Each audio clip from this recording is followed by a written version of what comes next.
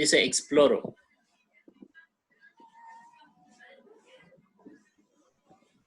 ¿Qué inventos creados en la revolución industrial se utilizan en la actualidad? Entonces, ahí pueden ser muchos, pero para eso hay que tener una idea de la revolución industrial. Y como no la hemos visto, entonces yo les voy a decir algo. Escribo ahí la industria textil y la imprenta. La industria textil y la imprenta. En ese espacio. Luego dice aprendo. ¿Ok? Y ahí donde dice aprendo, dice en el siglo XVIII inició la era de la doble revolución. La revolución política, que lo que vimos en el parcial anterior de la revolución francesa. Y la revolución económica, que es la revolución industrial inglesa. ¿Por qué dice inglesa? Porque empezó en Inglaterra y de ahí se esparció. Así como la revolución política comenzó en Francia, la revolución industrial comenzó en Inglaterra. Ambas revoluciones son la base de la edad contemporánea. De hecho, los historiadores enmarcan el inicio de la edad contemporánea con la revolución francesa y la revolución industrial. Durante el siglo XVIII, la Inglaterra modernizó sus actividades agrarias introduciendo cambios y aumentó la producción ganadera y agrícola. Y estos cambios fueron cambios tecnológicos. O sea, la revolución industrial es una revolución tecnológica, una revolución económica. ¿Okay? Al disponer de más alimentos, o sea, al tener un excedente de producción, la población creció de forma continua. La sociedad se preparó así para la revolución industrial, la cual fue resultado de aplicar el progreso de la ciencia y la técnica a la producción masiva de mercancías para una población en aumento. O sea, esto es utilizar la técnica, la ciencia, en beneficio de la producción, en beneficio de la economía. No digo en beneficio de la gente porque la revolución industrial también generó desigualdad social. ¿Okay? La revolución industrial puede dividirse en dos fases. Una primera fase que se llevó a cabo entre 1760 y 1840, que se caracterizó por el liderazgo de Inglaterra en el proceso de la fabricación de telas. ¿Por qué? Porque antes, para hacer ropa, se utilizaban telares que eran hechos a mano. Entonces, imagine usted estar haciendo tela, cada línea del algodón, cada hebra, para crear tela a mano, a través de un telar manual. Eso era tedioso, por eso la ropa era tan escasa en la Edad Media. Pero con la revolución industrial, las máquinas que inventan hacen rápido la tela. Entonces podían exportar los ingleses estas telas al resto de Europa. ¿Okay? Entonces, en esta primera fase de la revolución industrial, el telar de Edmund Cartwright, que era un clérigo inglés, sustituyó la labor de 40 personas. O sea que una máquina hacía lo que hacían 40 personas. Y lo hacía más rápido. Esto provocó violentas revueltas de los obreros que veían peligrar sus puestos de trabajo. Sin embargo, también abarató algunos artículos básicos como la ropa. O sea, el telar manual requería que 40 personas trabajaran. El telar mecánico, inventado por Edmund Cartwright, hacía el trabajo de 40 personas más rápido. Ahora, esas 40 personas que trabajaban ya dejaban de trabajar porque lo sustituyó una máquina. Entonces, siempre, aunque se invente algo bueno, genera un problema social, desempleo. O sea, imagínense, entre más robots trabajan en la industria, menos humanos trabajan. Pero ¿y esos humanos que no trabajan, quiénes les va a pagar? Nadie, porque no están trabajando. Entonces, al mismo tiempo se genera algo bueno y se genera un problema. Ahora, la segunda fase se llevó a cabo entre 1840 y 1920. Se considera una revolución técnica. Esta fue una época de innovación en los transportes y las comunicaciones, pues de esta forma las distancias se redujeron considerablemente. O sea que con la segunda fase se inventó la locomotora. La locomotora funciona con un motor de vapor.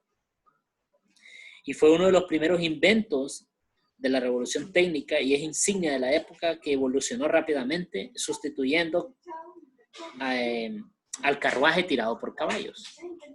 Entonces, imaginen ustedes una locomotora tiene más potencia, más fuerza que 100 caballos.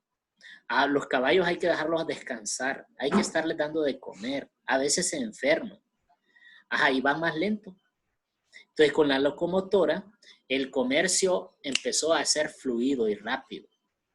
Y no se detenían por cosas como que los caballos estaban enfermos. Si si mataban a sus caballos, entonces ya está, ya no podía moverse. Sí, entonces los carruajes eran lentos, no podían jalar tanta cosa y en cambio con la locomotora ponían un montón de vagones atrás, llevaban de todo. ¿Okay? Era súper, súper eficiente. Eso en la vía terrestre.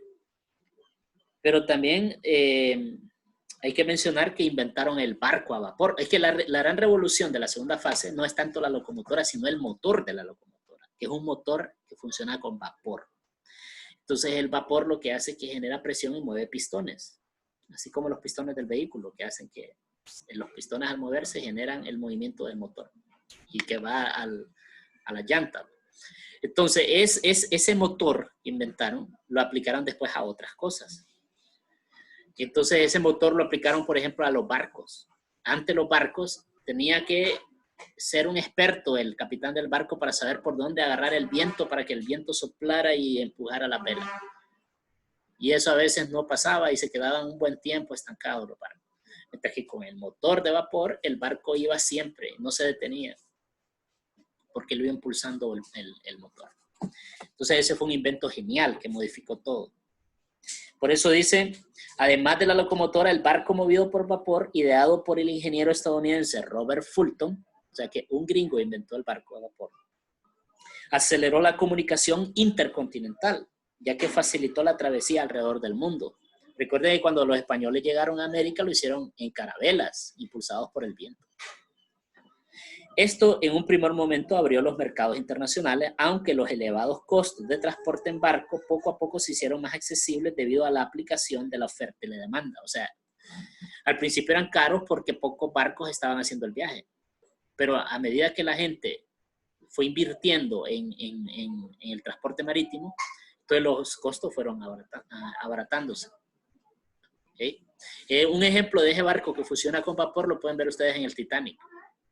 Ven ustedes en la película del Titanic que en la parte más abajo del barco están unos obreros trabajando, va a echarle carbón al barco para que el motor para que ese calor esté generando el vapor que mueva los pistones que empujan el barco, que hacen que se mueva el motor y la veleta. ¿Okay? Entonces mencionan... El carbón fue lo más importante de la revolución industrial. Sí, el carbón era el combustible de la revolución industrial. Y el carbón, recuerden ustedes que se encuentra en minas naturales. En varios países del mundo hay minas donde hay carbón, donde del periodo Jurásico y Cretácico muchas plantas quedaron soterradas y se volvieron carbón. Y otras se volvieron petróleo.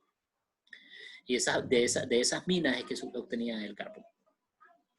Ahora en la página 149 dice características de la revolución industrial. Las principales características de la revolución industrial son la mecanización del trabajo, que ya se lo estaba explicando con estas máquinas, el surgimiento del capitalismo, que es que la clase burguesa que había tomado el poder político en Francia, se tomó el poder económico totalmente a través de la revolución industrial, se volvieron los dominantes de la economía. Los cambios demográficos, y es que mucha gente decidió desplazarse de las regiones rurales a las ciudades en busca de trabajo en las fábricas. Aquí les recomiendo una película que se llama Tiempos Modernos de Charlie Chaplin, donde él trabaja en una fábrica, de estas primeras fábricas industriales, y se vuelve loco del trabajo de sobreexplotador que hay. Es muy buena. De hecho, le puedo hacer una asignación con esa película. Y por último, el surgimiento de dos clases sociales antagónicas, que la gente que trabaja en las fábricas va a ser una gran cantidad de obreros que poco a poco se van a organizar, van a formar los primeros sindicatos porque los van a explotar y primero no van a tener derechos, simplemente los van a tener ahí como esclavos prácticamente en esas fábricas y van a explotar a los niños, los van a poner a trabajar hasta 16 horas al día, no va a haber derecho de las mujeres embarazadas ni de los ancianos, ni derecho a vacaciones, ni nada de eso que gozamos en la actualidad. Entonces se van a organizar los obreros y van a formar sindicatos y hasta partidos políticos. Y ahí surge una clase social llamada el proletariado, que va a ser fundamental para conformar las sociedades modernas. ¿Okay? El proletariado. Entonces las grandes masas de trabajadores rurales pasaron a vivir en barrios urbanos insalubres y sobrepoblados. Y empezó los problemas de las ciudades modernas, que son problemas de sobrepoblamiento, problemas de falta de suficiente capacidad para atender la salud, problemas de delincuencia en los barrios. Entonces la demografía debido a la revolución industrial causó varios problemas urbanos. ¿Okay? Ahora dice ahí, aplico. Complete la tabla con las características de la revolución industrial.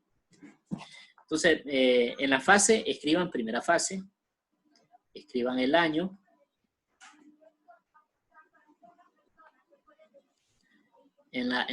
Primero, fase, primera fase, año 1760 a 1840. Característica. Mecanización del trabajo. Invento. El telar.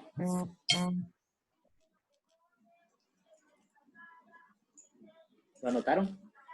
Profe, ¿qué año dijo? Dije 1760. 1760 a 1840. Eso.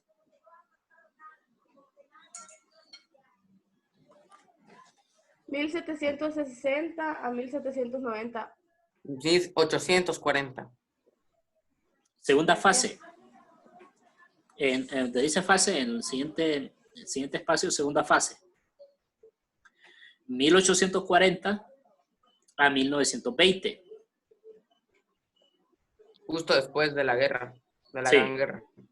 1840 a 1920. Surgimiento del capitalismo, donde dice característica. Surgimiento del capitalismo. Inventó la máquina a vapor. Y todo esto va a hacer que las guerras también sean diferentes, porque en la Primera Guerra Mundial ya hay buques de guerra, ya hay tecnología de la revolución industrial puesta en marcha en la guerra. El telégrafo, sí. El telégrafo para comunicarse y todo eso de la revolución industrial modificó la forma de hacer la guerra. Ok, entonces ahí nos vamos a quedar con respecto a esto, pero pasamos a cívica. Antes de pasar a cívica, anoten la asignación de sociales. Y ustedes van a hacer una sinopsis, o sea, un resumen de la película Tiempos Modernos de Charlie Chaplin. Yo les voy a mandar el link. Sinopsis de la película Tiempos Modernos de Charlie Chaplin. Se van a reír bastante, es una película de chiste, de comedia. Es una comedia. Sinopsis de la película de Charlie Chaplin, Tiempos Modernos. Una película, es una película de culto, ¿ya? O sea, esas películas que es obligatorio saberlas, conocerlas y verlas. Bueno, pues vamos a seguir. Resumen de una página. Sí, de una página. Sí. Ahí van a ver que les va a gustar la película. Ahora vamos a cívica.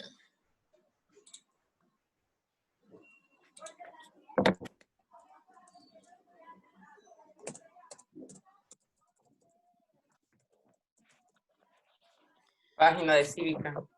Ahorita les digo. De la revolución industrial. De la revolución industrial, en la siguiente clase voy a dejar otra asignación para hasta la otra semana, que es de un video que acaba de subir Academia Play sobre la revolución industrial. No sé si lo había dejado en la clase anterior. Sí, ¿verdad? Esteban, ¿se acuerda? ¿O no se acuerda? Profe, Dígame. Sí, usted ya dijo uno. lo dejó. Sí, lo dejo. ¿De Academia Play? Ah, bueno, no. Entonces sí, entonces ya usted ya tiene una idea de cómo está el rollo, porque si ya lo hicieron, entonces ahora pasemos a la de Charlie Chaplin. Esa sería la asignación. la que ya les dije. Ahora vamos a Cívica, ¿verdad? En Cívica vamos a trabajar la página 120.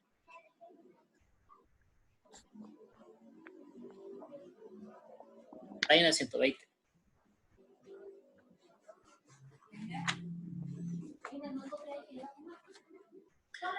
Los derechos de protección al ambiente.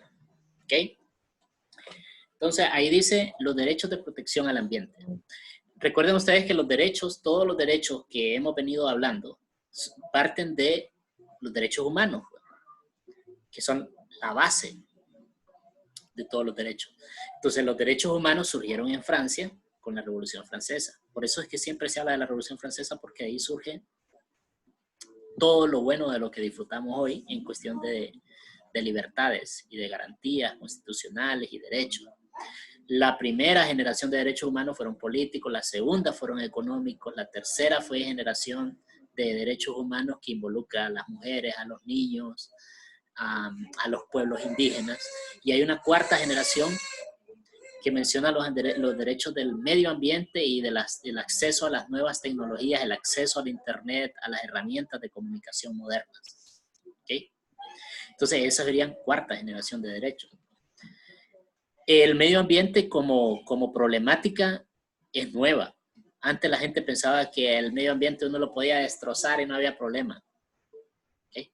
Es hasta el siglo pasado que se empezó a ver que hay consecuencias serias si no cuidamos el medio ambiente. Entonces, por lo tanto, hay que proteger el medio ambiente.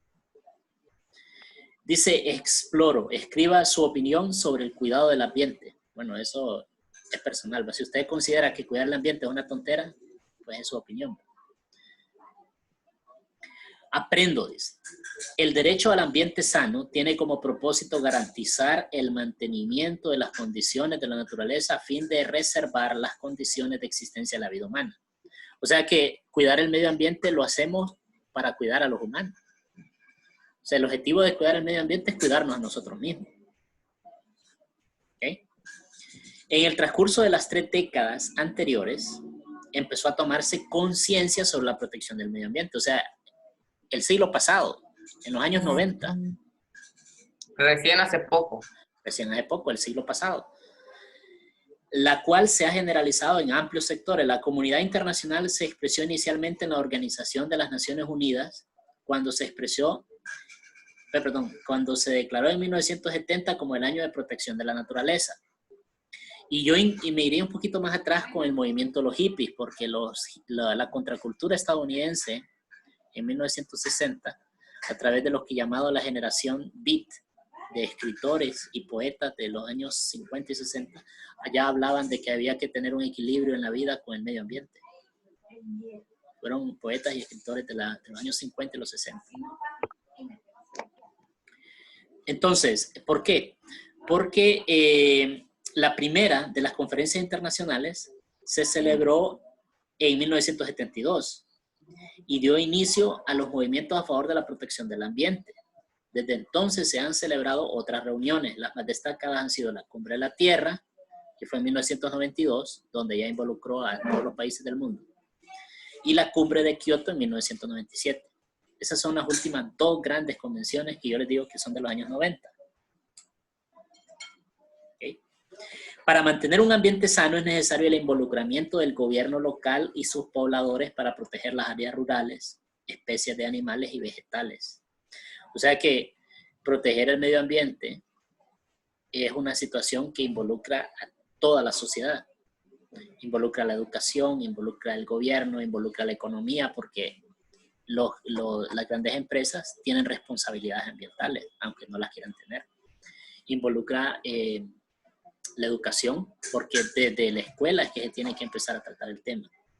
Involucra a la comunidad, las diferentes organizaciones comunales, juntas de agua, patronatos, tienen que organizarse para, si es necesario, quitar un lugar donde están botando la basura y contaminando un río y decir, no, esto no puede seguir ahí, hay que moverlo, hay que hacer algo.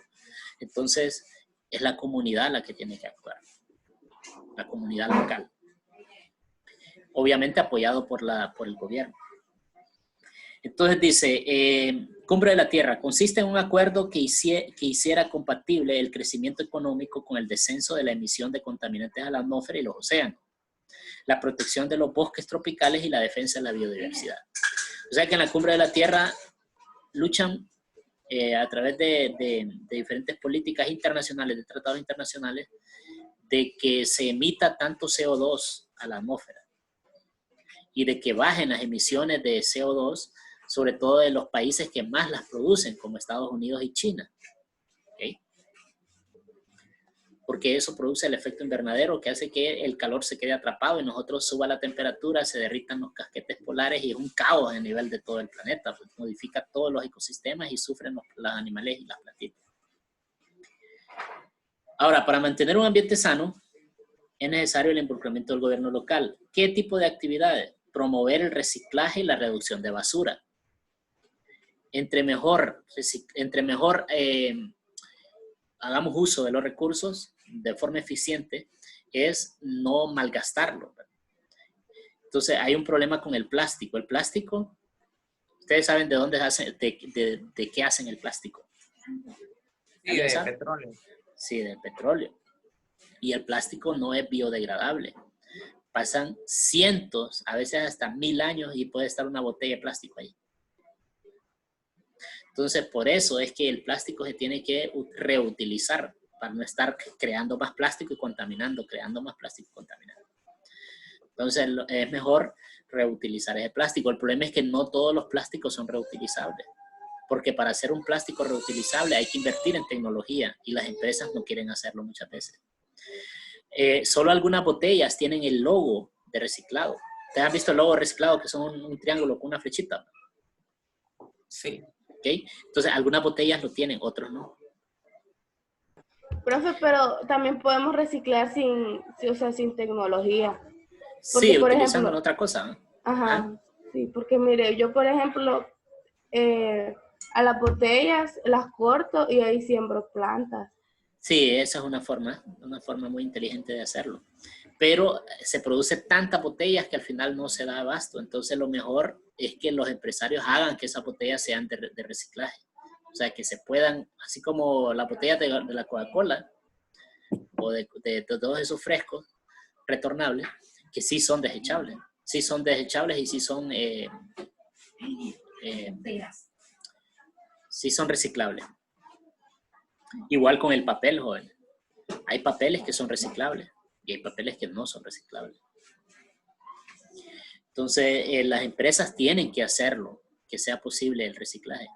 Y en México, por ejemplo, había un documental de la planta de reciclaje que tiene la Coca-Cola ahí y ellos sí están trabajando muy bien. Ahí en México. La embotelladora mexicana sí lo está haciendo excelente. Ahora bien, también la prevención de nuevos daños al ambiente. Con esto de la prevención de nuevos daños al ambiente, fíjense que lo que más está ocurriendo es con los barcos.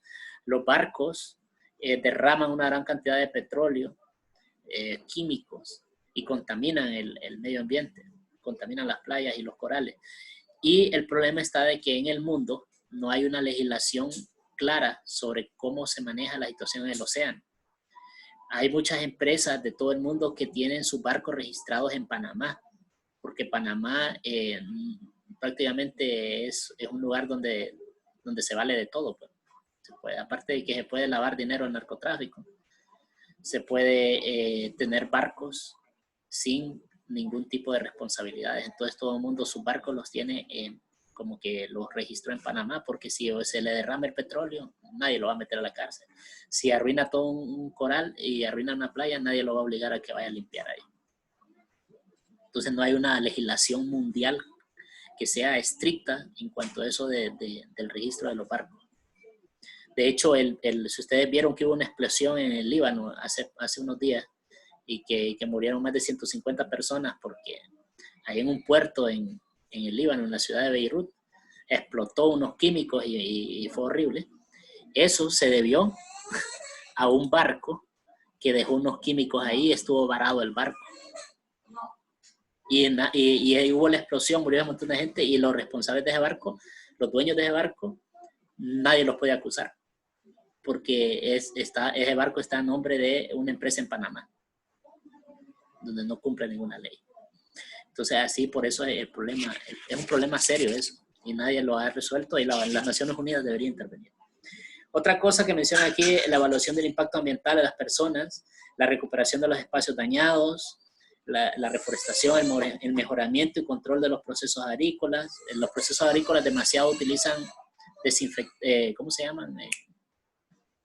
Herbicidas, pesticidas y todo tipo de químicos que contaminan el fruto que usted se va a comer y va a meter a la boca, lleva veneno. Y también cuando lavan esas bombas, lo lavan en el río y meten el veneno al río.